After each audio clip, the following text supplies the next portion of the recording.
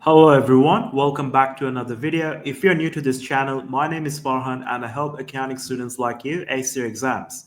Today we have got here a question which requires you to prepare the accumulated depreciation account for multiple years. You will also calculate the gain or loss on the disposal or sale of a non-current asset.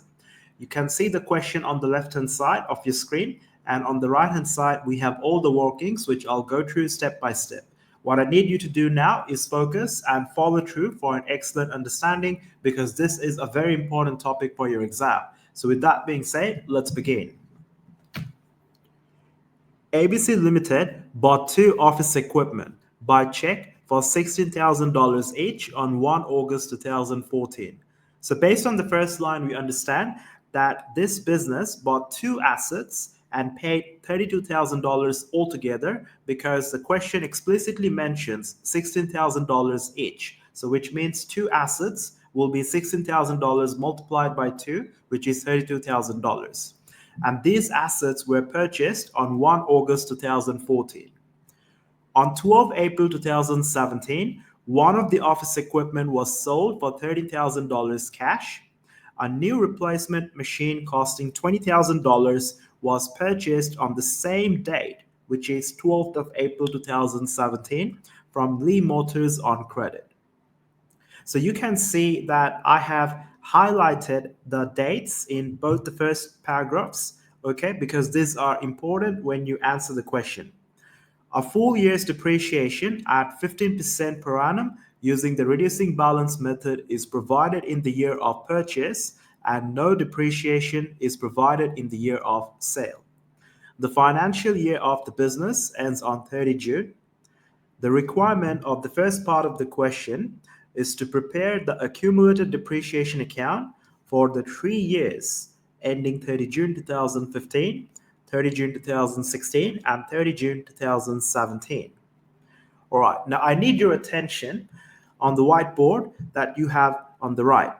So we understand, based on the information given in the question, that the financial year of the business that we are working with starts on 1 July of a given year and ends on 30 June of the following year. Okay? The first assets, which are the two office equipment, as mentioned in the first line of the question, these first assets were purchased on 1 August 2014. All right? So year one for these assets will start from 1 August 2014 and end on 30 June 2015, which is the end of the financial year of the business. Okay? Now, we understand, based on the last paragraph of the question, that we are to apply a full depreciation in the year of purchase. Okay? So a full depreciation is calculated in the year of purchase. And we will first start by calculating the depreciation for only one of the assets.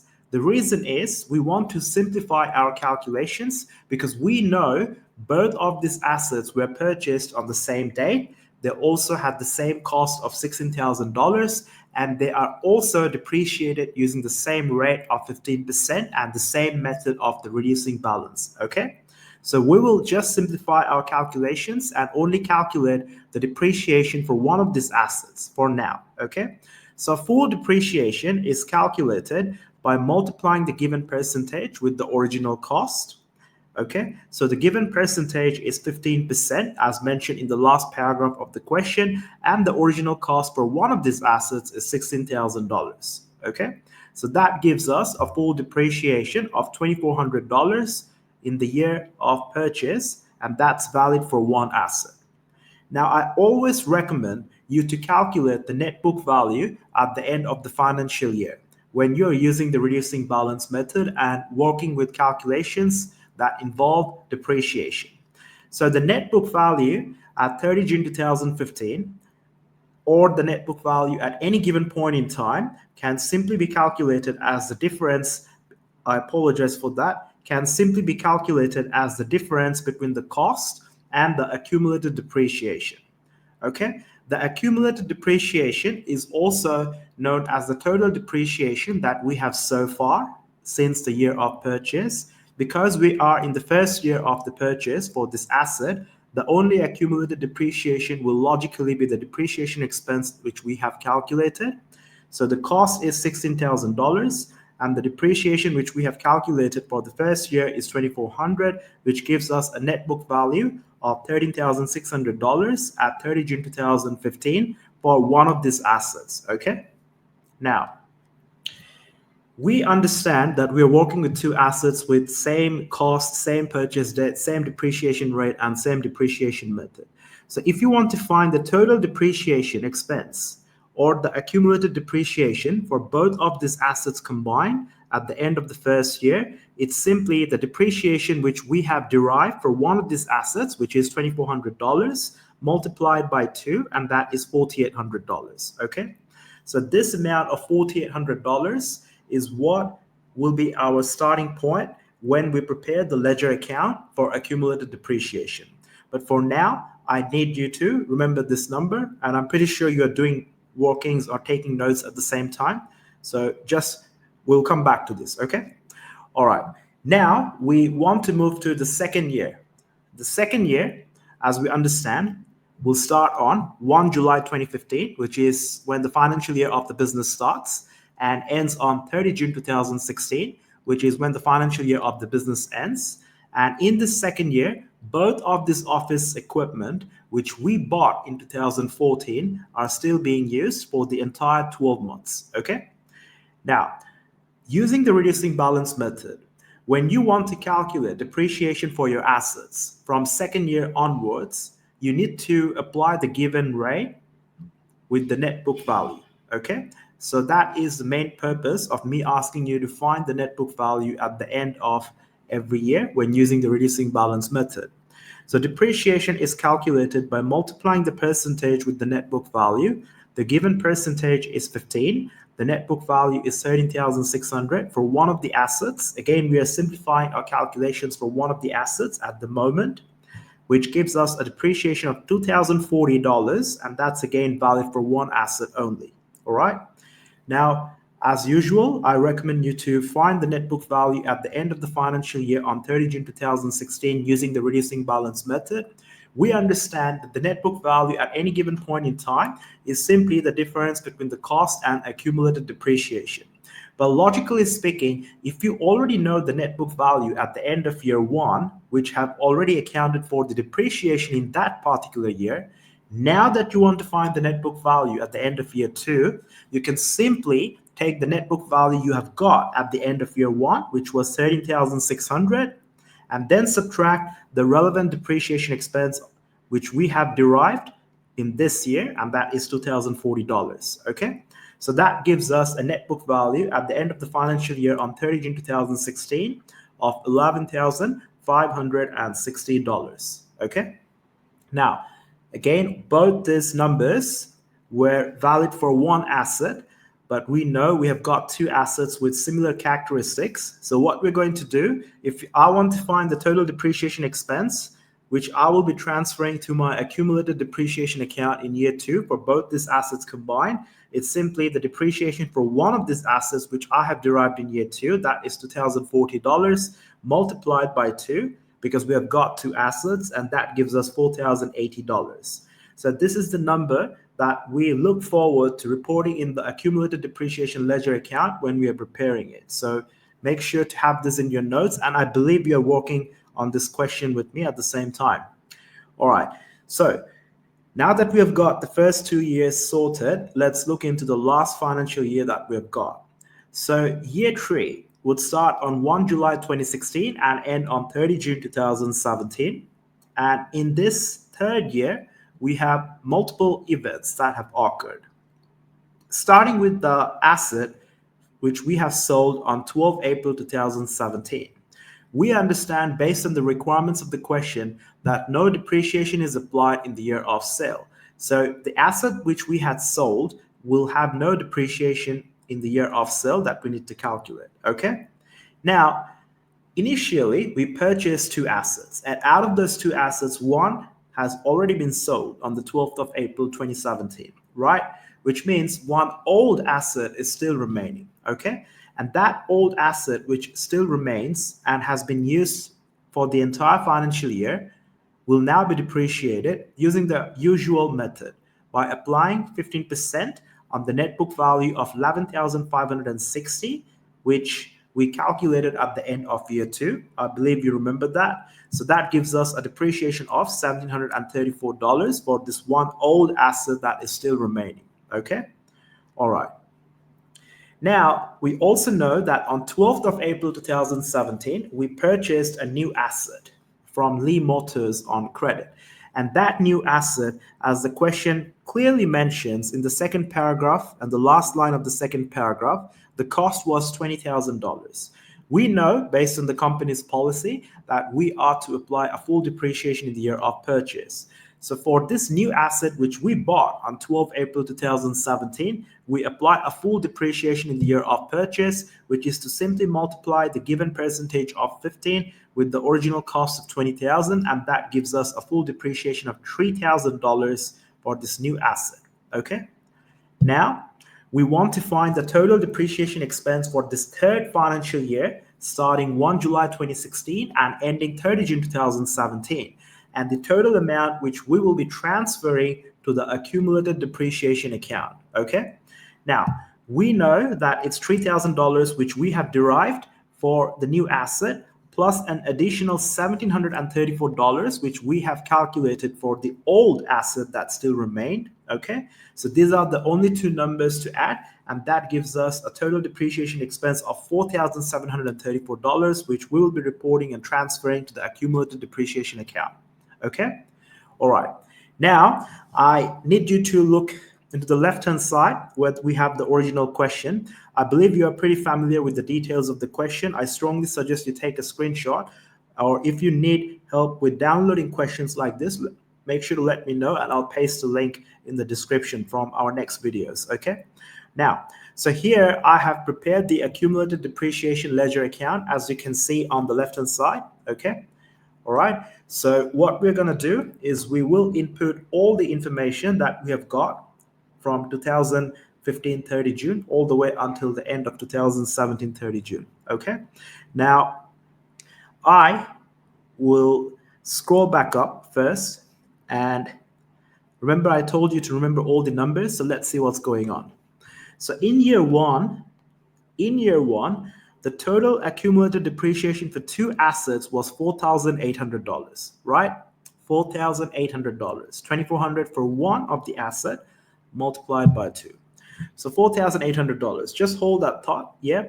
So how are we going to report this in the accumulated depreciation account? We know the total number is $4,800, okay? That we have calculated at the end of year 1, ending 30 June 2015. So here we have got the journal entry to record the depreciation expense at the end of the year. Every time you want to record the depreciation expense at the end of the year, how should we journalize it? We always debit the depreciation expense account, because depreciation in itself is an expense, which refers to the loss in the value of an asset as we consume the economic benefits for the purpose of generating revenue. So all expenses by default are debited. So when we have got depreciation, it is by default debited. So we debit depreciation expense by $4,800, which is the number I'm using in this case for 30 June 2015. And we would be crediting the accumulated depreciation account by $4,800. Again, the journal entry to record depreciation expense every time you incur it, specifically at the end of the year, will be to debit depreciation expense and to credit the accumulated depreciation account. In the first year ending 30 June 2015, the total depreciation which we had calculated for both of those assets was $4,800. So therefore, we will be debiting depreciation expense account by $4,800 and crediting the accumulated depreciation account by $4,800. Now, what do we understand by accumulated depreciation? Accumulated depreciation is a contra asset account, which means that it records the reduction for a relevant non-current asset account. The specific non-current asset that we are talking about here is the office equipment. So whatever reduction that we will incur or we will expense by using the office equipment, that will be recorded or stored in this accumulated depreciation account. That is why we call this a contra asset account. And by default, all contra asset accounts must be credited when they increase, which means a cumulative depreciation account by default is always credited when it increases, okay? So as you understand, based on this journal entry, accumulated depreciation needs to be credited by 4,800. How can we apply this in our ledger account? In the ledger account for accumulated depreciation, we record the $4,800 at 30 June 2015 on the credit side, okay? Because as you understand, based on the journal entry, that this account is being credited, okay? And what can we write as the details? The details is basically the depreciation expense account, okay? In this case, we have to be specific, depreciation expense for office equipment, because this is the specific asset group that we're looking into. So what we will write in the details column is the depreciation of office equipment, which is also known as the depreciation expense, but we need to be specific because you could have office equipment, motor vehicles, or more than one non-current assets in your business, right? So depreciation of office equipment 4,800 credit, and the final balance will therefore be 4,800 credit because we only have got credit so far, okay? Now this balance will be transferred as the opening balance on 1 July 2016, which is the starting of the new financial year. And how do we record the opening balance? We write balance BD, which is also known as balance brought down. And if you recall our discussion for accumulated depreciation, we know that this is a contra asset account, which means by default, it should always have a credit opening balance. And when it increases, we credit it. So balance brought down of 4,800, which we will be, again, reporting on the credit side. And we're going to have a final balance of 4,800 credit at 1 July 2016. Okay? Now, at 30 June 2016, we will record the depreciation that we calculated for the second year using the exact same steps we have applied for the previous year. So let's scroll back up to our calculations for year 2. We know for year 2, the total depreciation expense we calculated was 4,080, which we would be transferring to the accumulated depreciation ledger account, all right? So if you recall, how do we transfer it? We will be transferring it on the credit side because obviously your accumulated depreciation is going up, and the details would be the depreciation expense account. Here we have to be specific with the asset class, which in this case is the office equipment. So depreciation of office equipment, which gives us a final balance of 8,880 credit. I believe so. 4,800 plus 4080 should be 8,880. Okay. Yep.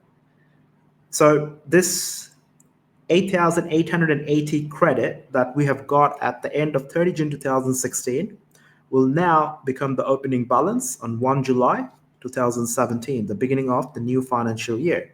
So I'll just write balance brought down, okay, on 1 July 2017 of 8,880 credit. The reason this is credit is because it's a contra asset account, which means by default, it should always have a credit opening balance. I'm just drawing some lines to separate between the different financial years that we're working with. As you can see, I've divided between 2015, 2016, and create some separation between the years so it's easier for you to follow through. All right. Now, we understand what's the opening balance on 1 July 2017. So in the third year, after 1 July 2017, what happened? We know that on 12th of April, we sold one of the assets. And the asset which we had sold had no depreciation calculated in the third year based on the company's policy. But this asset which we had sold, what was the net book value, if you recall? 11,560, right? Because the net book value at the end of year 2 for one asset was 11,560, which would be the same for two assets at that point in time, okay? 11,560. And the cost for this asset which we had sold would be 16,000, which means that total depreciation for this asset which we had sold would be the difference between the cost and the net book value, right? So 16,000 and 11,560, right? So 16,000 minus 11,560, which would have been 4,440. So this would have been the difference between the net book value and the cost which would give us the accumulated depreciation for this asset which we had sold, and that would have been 4,440. Now, why do we need to know this? We know on the 12th of April 2017, we have got rid of this asset. So when we get rid of this asset, our books, our business books, or all the records that we keep needs to reflect this, okay? So I need you to remember the total depreciation or the accumulated depreciation for this asset which we had sold on the 12th of April 2017 was 4,440. So just remember this number, and I'm going to show you a journal entry now. So I want you to understand the journal entry to record the sale of a non-current asset account, specifically for the purpose of preparing the accumulated depreciation account. So when we sell a non-current asset, okay, what happens to the accumulated depreciation account? So if you are selling a non-current asset, that asset doesn't remember in the books anymore, which means we have to remove it from the books, which means all the accumulated depreciation, the amount of 4,440, I believe you remember it, the amount of 4,440, which is the accumulated depreciation for this particular asset which we had sold, should not remain in the books anymore. We got to remove it because we have sold it, right? So accumulated depreciation by default is credited, which means when it increases, it's credited. So now that we have to remove it because we have sold this asset, how should we journalize it? If you got that correct, we debit the accumulated depreciation account. And that amount is 4,440, which reflects the total depreciation for this particular asset, which we had sold on the 12th of April 2017. How do we know it's 4,040 again? It's simply the difference between the cost of 16,000 and the net book value of 11,560. Also, if you want me to simplify this further, in the first year, starting 1 August 2014 and ending 30 June 2015, the depreciation for that asset was 2,400, and in the second year, starting 1 July 2015 and ending 30 June 2016, the depreciation was 2,040. So 2,400 plus 2,040 would give you $4,440 anyway, okay? So we are removing this from the books, which means we have to reduce our accumulated depreciation. So we reduce it by debiting it. And why are we reducing it? Because we have sold it. So we have another account called the sale of non-current asset. So in the sale of non-current asset account, we will credit this by 4,440. Now, how does this show in the ledger account? So we understand that the accumulated depreciation account needs to be debited, okay, by 4,440. So we will record 4,440 on the debit side, with the details being the sale of non-current asset, okay? All right. Now, previously, we had an opening balance of 8,800 credit, from which we would now subtract 4,440 debits. Yep. So after we subtract, let's see what's happening. So 8,800 minus, this should have been 8,880. One sec. Yep. All right. So 8,880 minus 4,440, which gives us 4,440 credit. Why credit? Because obviously we have got more credits than debits. Yeah. All right. Once that is done, what should we do? For the year ending 30 June 2017, all right, 30 June 2017, we have to record the depreciation which we have calculated for end of year 3. So this is year 3, all the calculations for year 3 as you can see here. Okay.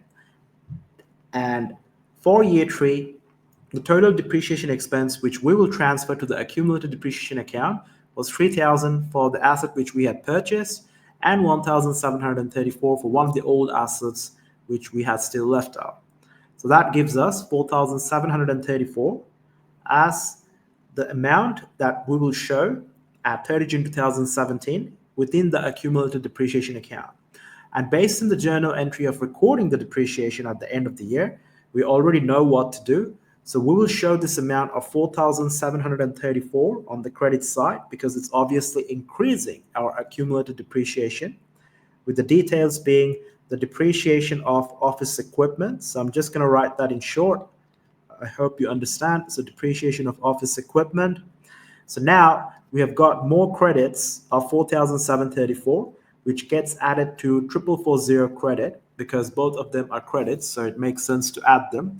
So 4440 plus 4734, that gives us an amount of 9,174 credit at the end of 30 June 2017, which gets transferred. I understand the question needs you to prepare until the end of 30 June 2017, but whenever you are preparing the ledger account, apart from income and expense accounts, you have to transfer the opening balance on 1 July in the next year. So the opening balance will be transferred on 1 July 2018, and that would have been 9,174 credit. Okay? All right.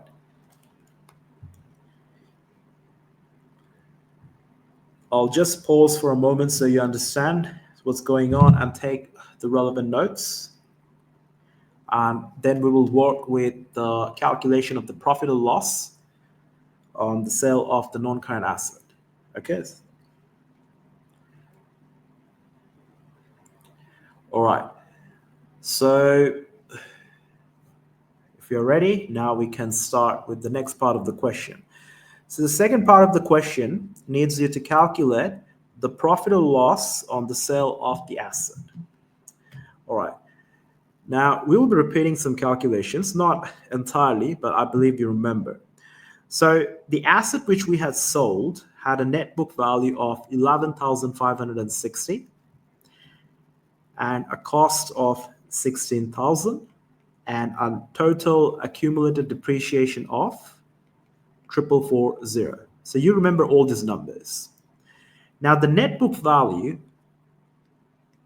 at any given point in time refers to the amount or the economic benefit still available for consumption for the purpose of generating revenue. Why, as a business, do we purchase non-current assets? We purchase non-current assets because it helps us generate more revenue. That is the entire purpose of having non-current assets.